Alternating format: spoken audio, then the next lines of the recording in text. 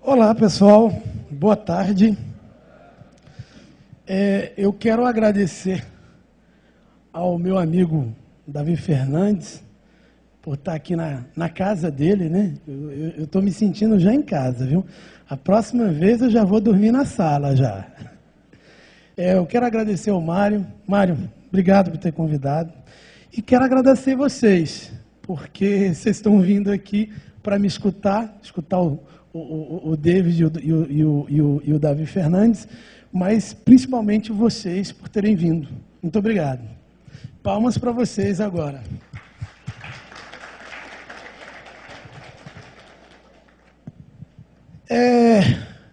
Antes de eu iniciar, eu quero fazer algumas afirmações para vocês. Nós, assim, em vários momentos que o Davi Fernandes falava, eu queria fazer uma parte, né? E o David ali também coçando para fazer uma parte, né? Provavelmente vai acontecer a mesma coisa. Mas eu quero falar para vocês uma coisa, depois eu me apresento, falo o que eu faço, mas o brasileiro tem uma cultura de pedreiro. Nós temos uma cultura de pedreiro. O problema fundamental de consciência que nós temos é cultural. Eu, quando eu olho para uma casa, primeiramente, se ela não tiver simétrica, se a parede estiver torta, está errado. Está errado. Tem alguma coisa errada. Era para estar reta. A nossa cultura, e aí eu não vou entrar nos aspectos arquitetônicos do porquê chegamos a essa forma, mas quando a gente pensa em um auditório, um espaço, uma igreja, automaticamente, na cabeça nossa, o consenso geral é que a parede tem que ser de alvenaria, emassada e pintada. Estou mentindo? Não é uma verdade? Se vocês forem em um país mais subdesenvolvido, em algum continente do mundo, na cabeça deles, a parede é de estuque. Não tem cimento, muito menos massa. Pintura, então, porque automaticamente o básico para eles é aquilo. Lá no final da minha palestra, eu vou mostrar várias imagens para vocês. E aí vocês me lembrem de comentar o que é essa questão em termos de funcionalidade. Porque, assim, eu tenho uma empresa de engenharia, trabalho desde 98 com acústica e com áudio, trabalho há mais tempo, mas especificamente em obra. E, assim, o que a gente mais vê, seja numa sala de aula, uma faculdade me contrata para resolver o problema, seja numa escola secundária, numa igreja, órgãos públicos, grandes empresas multinacionais, todas, sem exceção. Eu chego lá, tem um piso frio, cerâmica, mármore e granito, tem uma parede com massa e tinta e tem gesso no teto.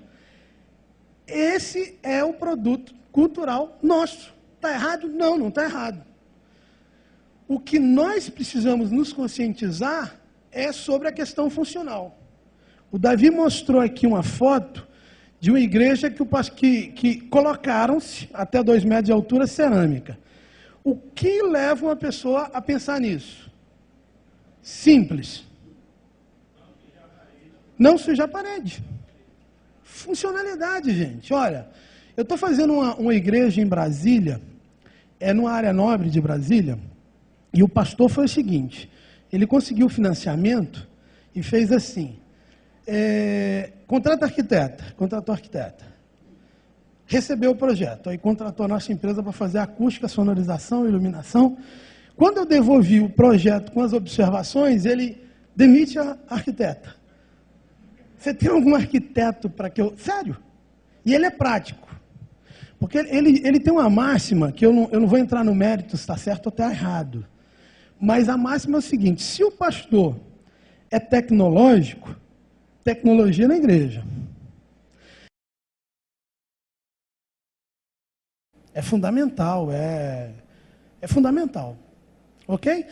Bom, perguntaram quantos técnicos tinha, quem decidia. Eu quero perguntar agora quantos pastores temos entre nós. Pastores, um pastor, 2 pastores, já dá para 3 pastores, já dá para cuidar das ovelhas já. Se a gente dividir aqui, cada um fez com menos de 100, viu?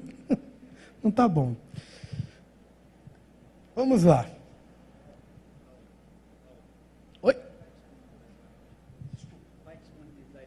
Vou. Esse material vai ser disponibilizado, é um PDF. Aqui está um PowerPoint, mas tem um PDF disponibilizado no site da editora. Consegue lá. Bom, antes, eu vou passar meus contatos aqui, quer dizer, o material está lá, vão ter aí os contatos. E-mail, Twitter, Skype e meus telefones. Eu desmontei a minha primeira televisão, eu tinha 6 anos. Meu pai brincava que o desafio era montar, não era desmontar, porque desmontar era mole, né? Mas eu montei a minha primeira televisão com 9 anos. Eu comecei a trabalhar cedo com som. Aos 13 anos eu aprendi que grave era agudo e que agudo era grave. Sabe o que isso significa? Que o cara falava assim, cara, está muito grave, aumenta. Aí eu aumentava o agudo. Não, está muito grave. Aí eu, mas peraí, eu aumentei o grave, eu tirei o grave, né, aumentando o agudo. Aprendeu o contrário. Mas aos 15 anos, eu já cuidava já de um som, já cuidei já do som, já na primeira campanha para governador de Brasília, eu já era responsável pela empresa de um sistema que cuidou do som ali durante 3 meses de campanha. Todo dia, todo dia, todo dia, todo dia, todo dia. Não, nem tanto. Então, assim, comecei a trabalhar muito cedo, depois trabalhei fazendo show muitos anos, trabalhei com vários artistas nacionais, alguns artistas internacionais, e depois foquei em instalações, foquei minha vida em projetos.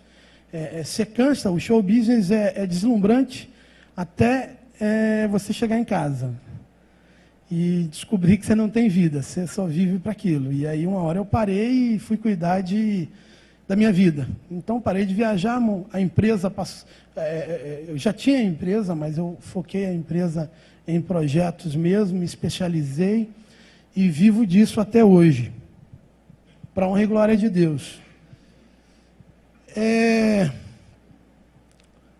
O som na igreja é fundamental? Bom, tem um monte de gente balançando a cabeça.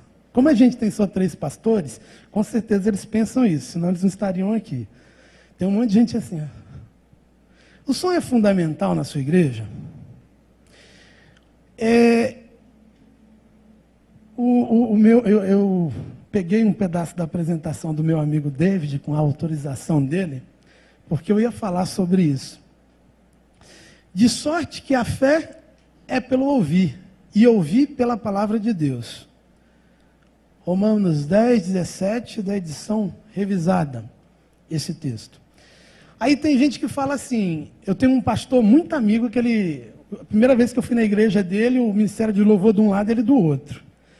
Aí era desse jeito, o ministério de louvor de um lado, ele do outro.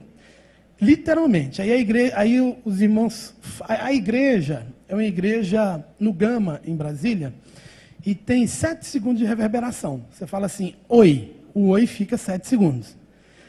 Aí o pastor, não, Aldo, eu queria aqui que você resolvesse esse problema do pessoal do louvor, porque o pessoal do louvor tem algumas questões aí, nunca resolve, e eu não sei o que vai satisfazer esses meninos. Aí os meninos viraram, não, Aldo, sabe o que é? A gente quer comprar um equalizador. Estamos falando, pastor, que melhora, e precisamos comprar um equalizador. Você não concorda? Não.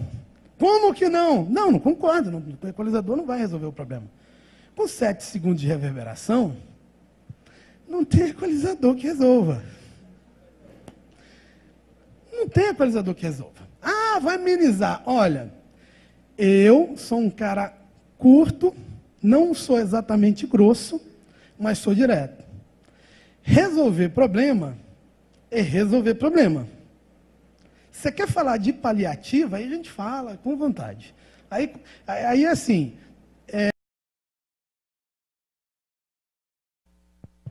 sucessivamente, de domingo em domingo, a referência é essa. Anos atrás, o pessoal me contactou para fazer a turnê do Ronquenole. A empresa lá de Cuiabá que ia fazer as 4, 5 shows e na época, eu não lembro exatamente quantos shows foram. Aí em Brasília, o local em Brasília que eles iam fazer o show, é uma igreja que tem 11 segundos de reverb. 11, é a maior em Brasília. Aí o pastor virou para mim, o pastor dessa igreja, meu filho, te chamei aqui para resolver o problema. Me diz o seguinte, quem a gente tem contra, porque eles são acostumados com o som da igreja e com o som de algumas empresas de locação pequena. Pode contratar a melhor empresa, põe um equipamento de ponta. Não tem problema, vamos fazer um negócio. Pastor, presta atenção. Eu vou trazer o melhor equipamento, vou fazer a melhor montagem possível para minimizar o efeito e vai ficar ruim. Como assim vai ficar ruim? Vai ficar ruim, pastor. Com esse reverb, eu montaria o palco do lado de fora e faria o show do lado de fora, não do lado de dentro. Do lado de dentro, com 11 segundos, eu usando o que melhor de recurso tecnológico tem disponível no mundo inteiro, vai ficar ruim. Não vai ficar, não, mas vai ficar pelo menos melhor do que a gente já está acostumado. Não, você está acostumado com né? Vai ficar melhor. Claro que vai ficar melhor. Mas vai ficar ruim. E assim, eu dou um duro danado para ganhar meu dinheiro. Eu dou um valor danado no meu dinheiro. E assim, tem coisas que eu não teria coragem de fazer, porque para mim é perder dinheiro, entendeu? Então assim, não vale a pena. Mas, para você ter ideia, essa igreja tem 80 metros de profundidade. A 30 metros, se eu não tiver distribuído o PA, a 30 metros, você não, quando eu desligava as torres de delay, a 30 metros você não entendia. Eu estava com 115 dB, estava com volume pra caramba. O cara falava assim, oi, então, não sei o quê. Você não entendia, você fazia uma força. Aí lotou, né? Claro que lotou. E aí bastante alunos que foram lá ver, tal, não sei o quê. A gente não entendia nada. Nada. Alimenta uma pessoa que frequenta um local desse e senta no fundo. Não é alimentada. A gente vai num princípio básico. Eu não estou usando esse subterfúgio, não. A fé vem pelo ouvir. Se o cara não ouve, não entende, não tem jeito, não tem milagre. Ele sai irritado. Controle errado. Coloquei o controle no bolso. Não é esse. Está aqui. E qual o papel da acústica? A inteligibilidade, que eu vou falar o que é inteligibilidade, é o centro de um projeto de eletroacústica, que envolve parâmetros acústicos e da sonorização. É impossível separar os dois. Impossível. Um ministro da 5ª turma do STJ, depois de anos tentando resolver um problema, me ligou, me recebeu pessoalmente, coisa que lá é impossível. Como que a gente vai resolver esse problema? Aí a engenharia do meu lado, o responsável pela turma, aquela história toda, olha, o problema é acústico. Só que o Niemeyer não deixa a gente mexer nas formas, nos revestimentos do local.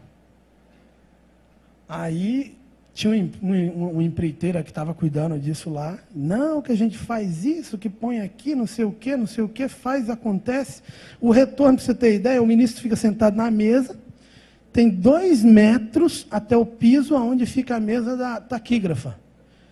Aí o cara da empresa, não, o ministro, não, porque eu também não entendo direito, além das pessoas não me entender, eu não entendo direito. Aí o cara da empresa, não, vamos pôr um retorno ali no chão.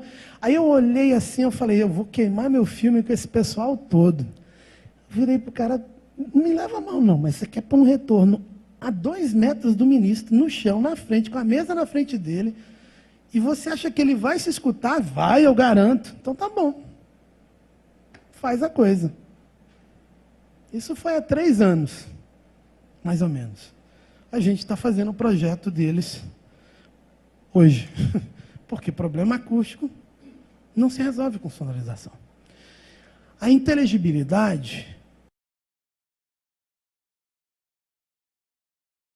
Continuando. Quando tratamos sobre a acústica da igreja, devemos pensar em dois aspectos: o isolamento acústico e o tratamento acústico. Isolamento isola. Tratamento trata. Tá claro? Obrigado. Em Brasília, a lei do silêncio, a implementação da NBR 10151 virou lei, a fiscalização está na rua. Tem uma cidade em Brasília cheia de pequenas igrejas, no meio das áreas residenciais. Aí um dia o pessoal do grupo lá, como que é, meu Deus do céu, ordem de pastores, não, é comissão, congresso, tem uma entidade organizada dos pastores lá da região. Desculpa, não é falta de respeito, não, é falta de lembrança do nome. A associação pastoral é um conselho de pastores. Conselho de pastores aí tem... Eles me chamaram, não, porque estão perseguindo as igrejas aqui na região, eu queria que você desse uma orientação. Marcou uma reunião, vários pastores, e eu fui lá falar sobre a questão do isolamento. Eu vou chegar lá daqui a pouco. Aí, o que acontece? No fim da conversa, e eu vou explicar a questão do isolamento, o isolamento obedece a 3 leis. Da massa, parede, peso, impede o som de passar. O desligamento estrutural, quando o problema é mais sério, você tem muito grave, ou o isolamento exige um nível maior. E vedação, é fundamental, não adianta você fazer os dois sem vedar. O que implica em fazer com que a igreja seja fechada. Aí eu crio um problema térmico. É um problema meu? De certa forma, porque eu criei. Inclusive, com o tempo, a gente passou a se preocupar com... a gente tem consultores na área de ar-condicionado, quando a gente pega um projeto para auxiliar o pastor. Por quê? Porque tem que fechar. Você não consegue resolver um problema de isolamento sem fechar. Se não vedar, o som vai embora. Aí o pastor virou para mim, assim, uma boa parte deles: mas, meu irmão, se a gente for fechar todas as igrejas que a gente tem, assim, não é nem a questão do dinheiro. É que as casas são alugadas, aí não vai ter jeito. A gente precisa de outra solução.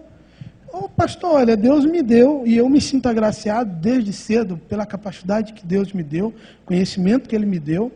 Eu sou grato a Ele todo dia. Mas eu não sei fazer milagre, não. Se não vedar, não fechar, não sei como resolver o problema do isolamento da igreja. O Davi comentou sobre a igreja próxima da casa dele, né? Você imagina, o irmão, eu fui numa igreja que a parede é geminada, né? A parede da igreja é aqui, a sala do vizinho é do outro lado. Não resolve. Entendeu? Vai perturbar.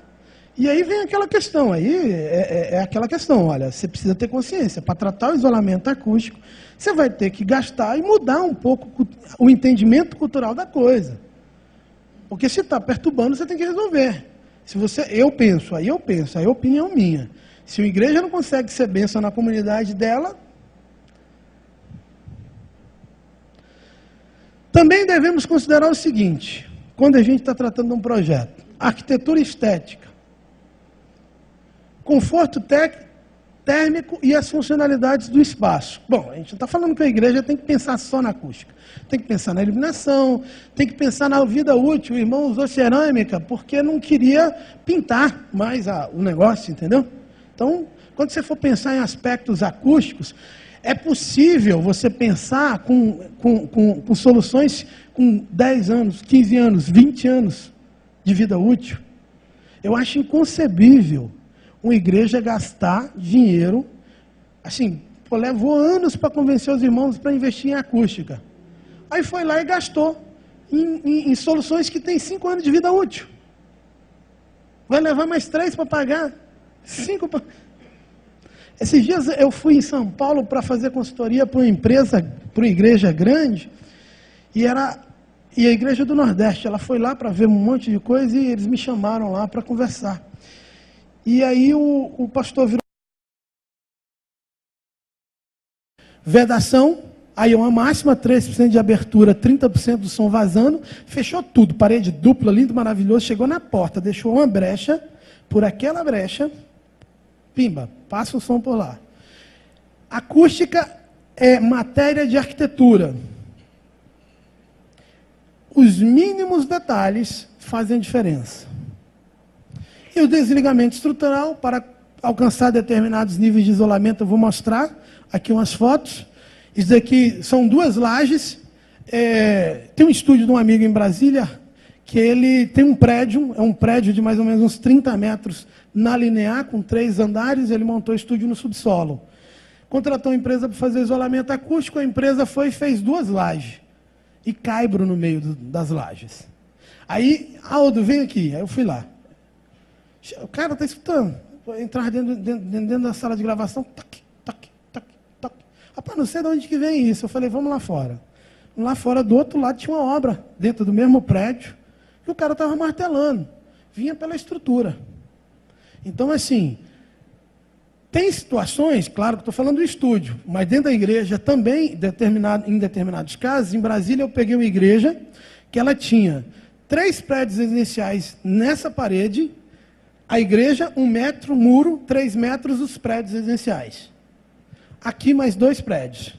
Mais ou menos umas 2.000 pessoas morando ao redor da igreja. O isolamento requeriu um sistema bem mais elaborado, que precisou de desligamento estrutural. Aqui eu estou levando no extremo. A utilização de molas próprias para isso, calculada para o peso. Você dá uma marretada aqui e não sente nada aqui. Você não sente vibração nenhuma aqui. Você tem aqui um teto suspenso, forro acústico, lindo e maravilhoso, ligados estruturalmente. Você tem aqui o mesmo forro, mais ou menos, desligado estruturalmente. Com mola também eu estou levando no extremo. Aqui você tem uma parede de tijolo comum, aqui você tem um drywall, montado, gesso acartonado de um lado, só que não é estrutura comum, estrutura com desligamento estrutural. Entendeu? Não é uma montagem simples que você acha no mercado. Tratamento acústico. Tratamento das formas e das características da superfície. Arquitetura e decoração vão estar envolvidas no projeto acústico. Projeto acústica é uma matéria... Dentro do Brasil, no Brasil não existe formação acadêmica em acústica. A acústica não existe. Eu conheço. Com exceção de um curso que abriu ano passado, no Sul, que o currículo do curso ainda é focado em uma outra época das igrejas, não vou falar do isolamento acústico, mas do condicionamento acústico, com exceção desse curso, você não tem mais nada no Brasil. É algo completamente novo. No mundo inteiro, são poucas as faculdades na área de acústica. Mas há um consenso. A acústica é arquitetura e é decoração. Dentro de uma igreja, você não faz o projeto sozinho. Você precisa do arquiteto ou do decorador da igreja para lidar, porque você vai mexer nas formas. Nada de superfícies paralelas, efeito ping-pong. Eu não gosto da máxima de que é bom para acústica. Porque qualquer coisa é boa, a gente nivela por baixo. Mas eu nunca faria paredes paralelas, entendeu? Essa é a ideia. Nada de paredes em posições que refletem o som devolvendo para o palco. Você quer que o som vá, não que volte. Tá? Não é uma boate, que a pista de dança está aqui, você pode pôr uma caixa em cada canto e sonoriza, porque está todo mundo dançando. Não é um home cinema, onde a teoria de difusão no surround faz com que você tenha som atrás. Som ao vivo é só indo, não voltando. Simples. E aí você não vai querer colocar uma superfície que reflita o som voltando para o palco. Formatos mais elaborados e cheios de detalhes exigem estudos reflectográficos. Eu quero fazer um monte de inclinação assim, que eu ouvi dizer que é bom para acústica. É bom para acústica? Contrata um profissional de acústica para fazer a avaliação, entendeu?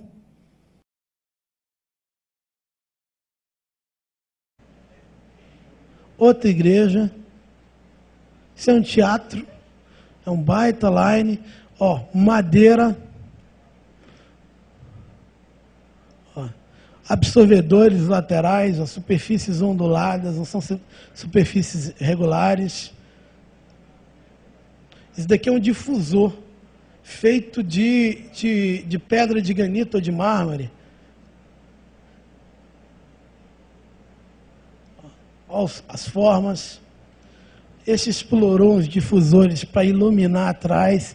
Essa iluminação aqui é RGB, você escolhe a cor de como que você vai compor, né? Azul, verde, amarelo. Esse é um auditório.